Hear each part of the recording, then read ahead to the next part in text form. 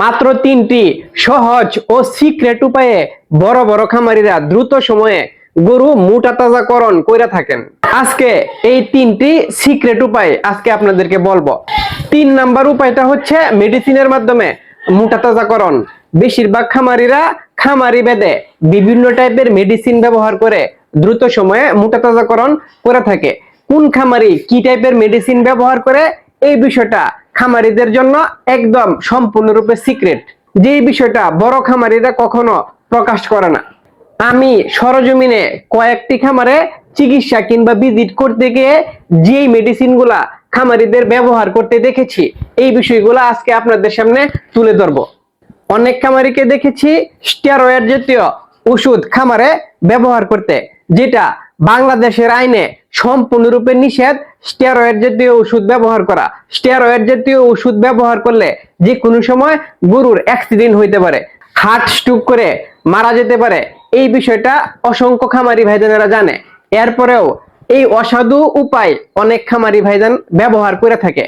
যেই ভাইজানেরা নিয়মিত কাউকিয়ার গরুর যত্নের ভিডিও দেখেন, আপনাদেরকে অনুরোধ করব আপনারা স্টেরয়েড জাতীয় ওষুধ থেকে বিরত থাকবেন। কারণ আপনারা আমার মতো ছোট খামারি, যদি খামারের একটি গরু ভুল পন্থা কিংবা লোভের কারণে মারা যায়, তাহলে এই ক্ষতি 2 বছরেও পুষানো যাবে না। আমি বড় বড় খামারিদেরকে ফ্যাট পাউডার দিয়ে গরু মোটা তাজাকরণ করতে দেখেছি। ফ্যাট পাউডারটা ব্যবহার করা যায়। আমি বড় বড় খামারিকে গ্রোথ পাউডার ব্যবহার করে গরু মোটা তাজাকরণ করতে দেখেছি। গ্রোথ পাউডার ব্যবহার করা যায়।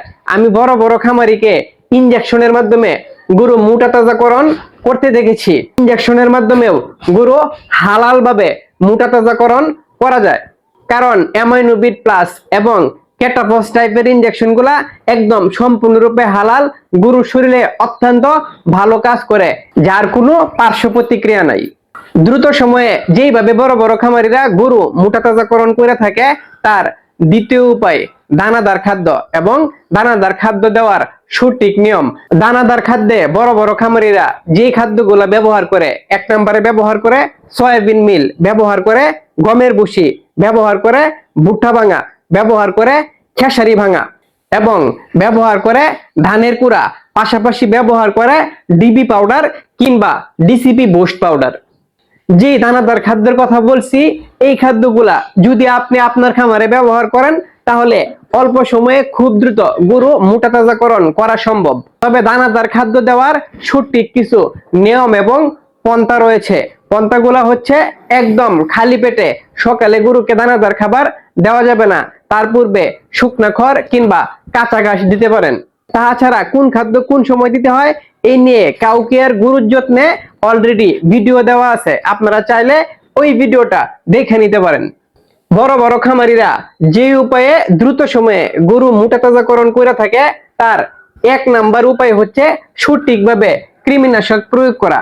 কারণ মাঠ পর্যায়ে দেখা যাচ্ছে নতুন খামারি কিংবা আমার মতো ছোট খামারিরা গরুকে কৃমিনাশক প্রয়োগ করতে ভয় পান। এই জন্য সঠিকভাবে কৃমিনাশক হয় না, তাই গরু দ্রুত সময়ে মোটা তাজাকরণও হয় না।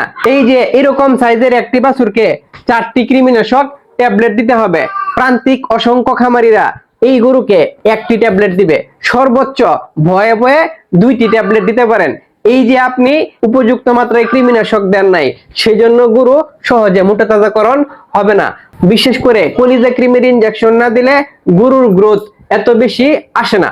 তাই সঠিক পদ্ধতিতে কৃমিনাশক করলে এবং এই 3টা উপায় যদি আপনি মেনটেন করেন, তাহলে অল্প সময়ে খুব দ্রুত বড় বড় খামারিদের মতো আপনাদের গরু বড় হয়ে যাবে। আপনাদের গরু খুব দ্রুত মোটা তাজা হয়ে যাবে।